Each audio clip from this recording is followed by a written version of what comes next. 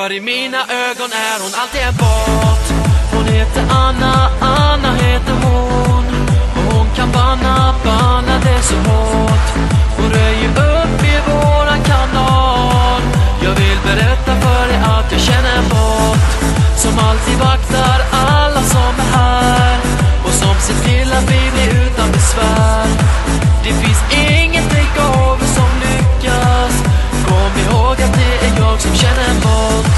En bot som ingen annan slår. Och hon kan kicka utan att du får. Hon gör sig av med alla som spammar. Ja, ingen kan slå våran bot. Ready for